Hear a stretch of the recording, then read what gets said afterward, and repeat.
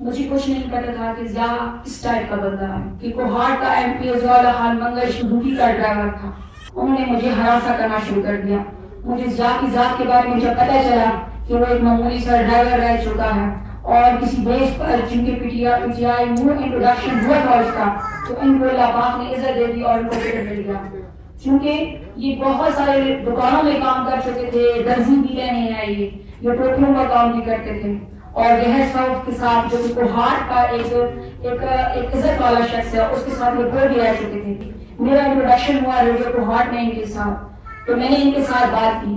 وہیں پہ مجھے کچھ لوگوں نے کہا کہ ضیاء آپ کی بہت تعریف کر رہے ہیں اور ضیاء صاحب آئیں گے اور آپ کسی پروگرام کے سامنے بیٹھ کر ان کے ساتھ پروگرام ارینج کریں گے۔ کیونکہ میں نے ضیاء کی نظروں کو دیکھ لیا تھا اور ضیاء کے پاس میرا نمبر بھی چلا گیا تھا، کیونکہ جب مجھے وہاں کے لوگوں نے یہ کہا کہ ضیاء آپ کو جاب دلوائیں گے تو میں نے ان کو پورا نمبر دے دیا تھا۔ وہاں پہ بہت سارے معتبر شخصیت جس میں ان کو ہارٹی، طارق بنگش، بہت سارے لوگ کمپیئر کرتے تھے، کیونکہ مجھے یہ کہا گیا کہ آپ ضیاء کے ساتھ جا کر بیٹھ کے پروگرام کریں۔ مجھے یہ بھی کہا گیا کہ فلان جگہ پر ضیاء ریڈیو کے پروگرام میں آیا ہے، اگر آپ اس کے ساتھ گپ شپ لگانا چاہتی ہیں تو آپ لگا سکتی ہیں۔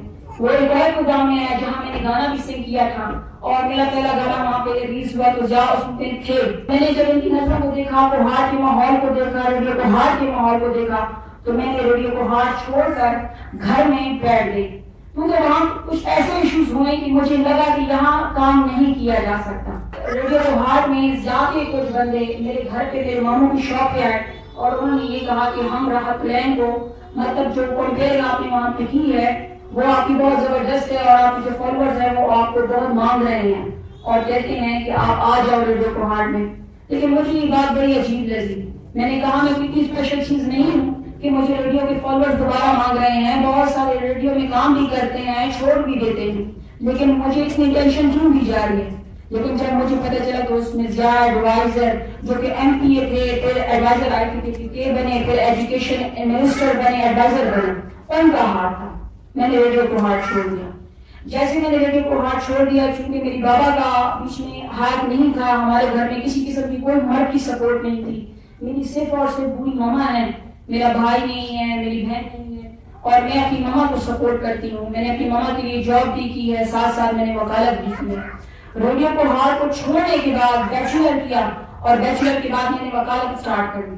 جیسے ہی میں نے وکالت سٹارٹ کی تو مجھے نہیں پتا تھا، مجھے مختلف نمبروں سے کالز آتی تھی، مختلف نمبروں سے میرے نمبر سے کالز آتی تھی۔ میں ماما کے ساتھ گئی 15 میں جہاں پہ مزمل حسین بنگش تھے، وہاں پہ میں نے اپنی والدہ کے ساتھ اپنے ماموں کی موجودگی میں اپلیکیشن لکھی کہ میرے نمبرز پر زیادہ لوگوں کی کالز آ رہے ہیں اور زیادہ لوگوں کے ساتھ مل کر مجھ سے بات چیت کرنے کی کوشش کرتے ہیں۔ میں جھوٹ نہیں بولتی، میں نے بھی اپنا نمائندہ سمجھ کے ان کے ساتھ سلام دعا کی بات کی، ان کے ساتھ یہ بھی ایشو ڈسکس کیا کہ مجھے وہاں ریڈیو کوہاٹ میں ہیراس کیا جا رہا ہے۔ مجھے یہ کہا کہ ہم اس بندے کے دام جوڑ دیں گے جو آپ کو تنگ کر رہا ہے، لیکن بیچ میں ضیاء ہی کی انوالومنٹ تھی۔ چونکہ مجھے یہ ساری چیزیں پتہ چل گئی، کوہاٹ کے حالات پتہ چل گئے، عورتوں کا تقدس پتہ چل گیا، وہاں میں نے سسٹم دیکھا کہ عورتوں کے ساتھ کیسے ان کو انڈر اسٹیمیٹ کیا جاتا ہے۔ چونکہ میں نے پھر وکالت سٹارٹ کر دی، وکالت کے لیے بیچلر کے بعد میں نے LLB کی ڈگری لینا شروع کر دی۔ میرا فرسٹ ایئر کمپلیٹ ہوا، میرا سیکنڈ ایئر کمپلیٹ ہوا اور میرا تھرڈ ایئر کمپلیٹ ہوا۔ اس LLB کے میں بھی مجھے ہر لحاظ سے فورس کیا گیا، مجھے بابا بنانے کی کوشش کی گئی۔ میں نے جب 15 کے دفتر میں ان کے خلاف کمپلین کی، چونکہ مختلف نمبر سے مجھے یہ کہا جا رہا تھا کہ آپ ہمارے ساتھ بات کریں، آپ ہمارے ساتھ انٹریکشن رکھیں، چونکہ میں تو ریڈیو کوہاٹ میں ڈر گئی تھی۔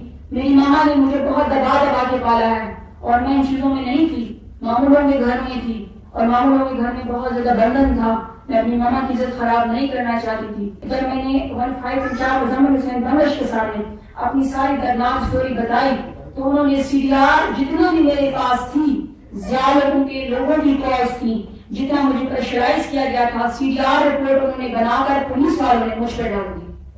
وہاں پر میں نے اپنا نمبر چینج کرنے کی کوشش کی، چونکہ میری ماما میرے سامنے بیٹھی ہوئی ہے، میں کلمہ پڑھتی ہوں لا الہ الا اللہ محمد رسول اللہ۔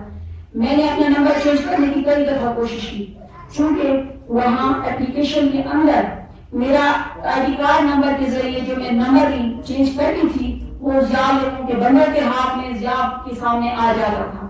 مجھے ظاہر انڈائریکٹ کر کے تھریٹس دیتا تھا، مختلف چیزوں کی لالچ بھی دی ہے۔ پھر میں نے کیا کیا، میں ساتھ میں وکالت کرتی رہی اور میں اپنے آپ کو اگنور کرتی رہی۔ جب میں نے وکالت کی تو وہاں پہ آنے جانے میں مجھے بہت تنگ کیا گیا۔ کبھی وہ مجھے کہتے شناختی کارڈ دکھاؤ، آپ نے اپنے ہاتھوں کے نیچے کیا رکھا ہوا ہے، آپ کیا لے کے جا رہے ہو، کیا لے کے آ رہے ہو۔ مجھے بہت دبایا گیا، بہت دبایا گیا، یہاں تک جو کہ بار ممبر کے جو پنجی صدر تھے ان کو بھی میں نے کہا کہ مجھے یہاں پر آنے جانے میں تنگ کیا جا رہا ہے، کیونکہ اس کے پیچھے زیادہ انوالومنٹ تھی، زیادہ تھا کہ میرے ساتھ دوستی کرے، میں دوستی نہیں کرنا چاہتی تھی تو وہ مجھے تنگ کرتا تھا، مجھے پریشرائز کرتا تھا۔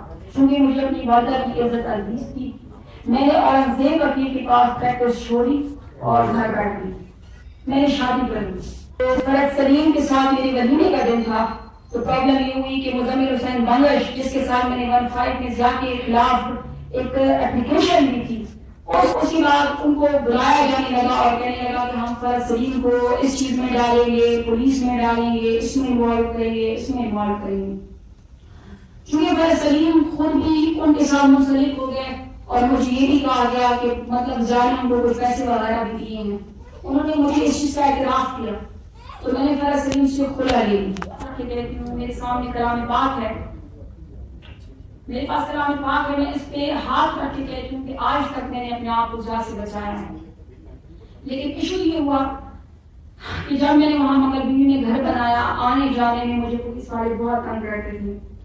کبھی میں نے جب گھر بنایا تو وہاں مگر بیوی میں ایک بندے کی سپورٹ میں نے دی، کیونکہ اس کا میری دوسری شادی نہیں ہوئی تھی، میرے فرسٹ ہسبینڈ سے بیبی تھا میرے پیٹ میں، میری ڈلیوری تھی، تو مجھے ایک بندے نے ضیاء جس کا نام تھا، وہ میری ماما کا جان پہچان والا بندہ تھا، بڑا شریف بندہ تھا، ان لوگوں نے مجھے ٹھیکا دیا گھر کا، اس کے ساتھ بات چیت کرنے میں بھی اس کی سم لے لی گئی اور اس کو بھی اسلام الدین پولیس نے صدر تھانے میں انوالو کیا۔ اس کے بعد جب میں نے گھر سیٹل ہو گئی، میرا بیٹا اس دنیا میں آیا، ہر وقت مجھے صدر تھانے کی پولیس آنے جانے میں تنگ کرتی تھی، میں صدر تھانے میں جاتی، کبھی کسی تھانے میں جاتی، یہاں تک کہ تھانے کی پولیس جو لیڈی کانسٹیبل ہوتی ہے وہ ہمارے گھر میں آتی تھی، میری ماما گواہ ہے، آتی تھی، کہتی تھی کہ آپ فلان سٹی تھانے میں جائیں۔ جب میں سٹی تھانے میں جاتی تھی یا ڈی پی او کے دفتر میں جاتی تھی وہ یہ کہتے تھے کہ آپ ویسے ہی کہہ رہی ہو، آپ کو کس نے بلایا؟ جسٹ مجھے اریٹیٹ کرنے کے لیے سارے کام کیے جاتے تھے۔ اچانک سے بندے آ جاتے تھے، پولیس والے آ جاتے تھے، عورتیں آتی تھی، لیڈی کانسٹیبل ایک دفعہ رمضان کے دن میں آئی اور وہ کہنے لگی آپ سٹی تھانے میں جا رہے ہیں۔ میں جب سٹی تھانے میں گئی تو وہاں پہ مجھے یہ کہا گیا کہ آپ کو تو کسی نے بھی نہیں بولا۔ میں ڈی پی او کے پاس چلی گئی، جب ڈی پی او بیچارہ آگے سامنے نہیں گیا کیونکہ وہ میٹنگ میں انوالو تھے، تو جب میں ڈی پی او کے پاس گئی تو باہر جو تھے تو ایس ایس پی آفیسر آئے، انہوں نے مجھے کہا آپ کو کس نے بلایا ہے؟ میں نے کہا مجھے ہمارے گھر میں لیڈی کانسٹیبل آئی تھی، بلیک کلر کا، اس نے برقع پہنا ہوا تھا اور کچھ اور پولیس والے باہر کھڑے ہوئے تھے جو کہ مجھے یہ کہہ رہے تھے کہ ہم آپ کے گھر میں آنا چاہتے ہیں۔ تو میں نے انہیں کہا کہ میرا گھر میں شوہر نہیں ہے، تو لیڈی کانسٹیبل اندر آ کے میرے ساتھ اس نے بات کی، تو اس نے مجھے کہا صبح سویرے آپ سٹی تھانہ آ جائیں۔ تو میں جب سٹی تھانہ گئی تو وہاں پر میں نے ایس ایس پی آپریشن کو بتایا میرے پاس کچھ چیز نہیں، مجھے ایس ایس پی آپریشن کہتے ہیں کہ آپ کے پاس کچھ چیز ہے کہ آپ ثابت کر سکو کہ آپ کے گھر میں لیڈی کانسٹیبل آئی تھی؟ تو میں نے کہا سر مجھے ان چیزوں کا نہیں پتا تھا کہ جب آپ کے گھر میں پولیس آتی ہے تو اس کو ایویڈنس دی جاتی ہے، مجھے تو نہیں پتا تھا۔ تو پھر اس کے بعد جناب کیا ہوا کہ پولیس کے ذریعے مجھے ہر حال میں کوشش کی گئی لا الہ الا اللہ محمد رسول اللہ کہ ضیاء خان بنگش ایم پی اے صاحب کے ساتھ جو کہ ایک ڈرائیور رہ چکے تھے اور ان کو لہذت تو دی لیکن جہالت والا ان کا دماغ تھا، انہوں نے نیا نیا پیسہ دیکھا تھا تو وہ میرے پیچھے پڑ گئے، کیونکہ میری پرابلم یہ تھی کہ ماموں لوگ بھی میری سپورٹنگ نہیں کرتے تھے، چاچا بابا کا مرڈر ہو گیا تھا، میں اکیلی تھی تو اسی لیے مجھے پھنسائے جانے کی کوشش کی تھی، لیکن دل کا نہیں پتا کہ اب ان کے دل میں کیا چل رہا تھا، وہ تو اللہ کی ذات جانتی ہے۔ اس کے بعد کیا ہوا کہ میں اسلام آباد چلی گئی۔ جب میں اسلام آباد چلی گئی میں نے یہاں پر جی میں گھر لیا، 16,000 میرا رینٹ تھا اور میں یہاں رہنے لگی کیونکہ مجھے تو وہاں انصاف نہیں ملا تھا، میں بہت ڈس اپوائنٹ ہوئی، میں نے سب کچھ چھوڑ کے اپنے بچوں کی پرورش میں اپنے شوہر کے سامنے یہاں بدل ہوئی۔ وہاں پر جب میں اسلام آباد میں رہی تو پرابلم یہ ہوا کہ میں نے اپنی ایک گاڑی رینٹ پہ دی تھی عبید کے ساتھ۔ عبید شام رینٹا کار کا بندہ کوہاٹ میں کام کرتا ہے، جس کو میں نے گاڑی دی ہے اور وہ مجھے گاڑی کے پیسے دیتے تھے 50,000 روپیز. 16 لاکھ روپے میں نے عبید شان رینٹا کار کو بزنس کے لیے دیا اور ہمارا ایگریمنٹ یہ طے ہوا کہ عبید لالا آپ مجھے ہر منتھ 50,000 دو گے جو کہ گاڑی کا رینٹ ہوگا. عبید نے گاڑی بیچ دی اور 50,000 روپیز بھی میرے بند کر دی. واپس میں آ گئی کوہاٹ میں. مجھے ناظر کھٹک کی اسلام آباد میں کال آئی اور مجھے بتایا گیا کہ زا کے ساتھ بات کرنا چاہتے ہیں. گاڑی میری بیچ دی گئی عبید نے. مجھے یہ بتایا گیا کہ اس میں زا کی انوالومنٹ ہے. اس کی پچھلائی کے بندوں نے کہا لیکن مجھے اس کا دعویٰ تھا کہ زا کو یوز کیا جا رہا ہے. میں نے ان کے بارے میں کچھ نہیں کہا. میں جب صدر تھانہ میں بھی گئی, اچھا میں آپ لوگوں کو ناظر کھٹک کو بتا دیتی ہوں. ناظر کھٹک ان کی بزنس پارٹنر ہے اور زا نے ناظر کھٹک کے نمبر سے میرے ساتھ رابطہ رکھا. اس ٹائم میں اسلام آباد میں تھی. مجھے کہا کہ آپ آ جاؤ اور بڑا سافٹ ہارڈ کر کے میرے ساتھ بات کی. یہ دیکھیے ناظر کھٹک کا SMS اوکے زا از آن پک مائی کال. یہ آپ کے پاس ایویڈنس ہے. یہ ناظر کھٹک کا نمبر ہے. میں نے پھر ناظر کھٹک کو یہ کہا بردر ہو از دیئر. ناظر بھائی مجھے بار بار کال نہ کریں. زا لوگوں کی طرف سے کہیں آپ زا کو سمجھائیں نا. میں نے یہ جواب دیا. جب دوبارہ کوہاٹ میں گئی تو جس بندے نے میری گاڑی چلا رہا تھا رینٹ کا کار والا, تو اس نے میرے ساتھ DPO کے سامنے ایگریمنٹ کیا, DSP کے سامنے ایگریمنٹ کیا کہ میں آپ کو منتھلی 30,000 دوں گا آپ کی پرنسپل اماؤنٹ میں سے. تو وہاں پر جب انہوں نے مجھے پیسے دینے چاہے تو زا کی انٹرویشن کی وجہ سے میرے پیسے بند ہو گئے. میں نے عبید کو کہا کہ تم مجھے میرے پیسے دو, تو کہتا ہے میں تمہیں تمہارے پیسے نہیں دیتا, میں تم پہ کیس کروں گا. ادھر زا کی انٹریکشن کیسی تھی میں آپ کو بتاتی ہوں.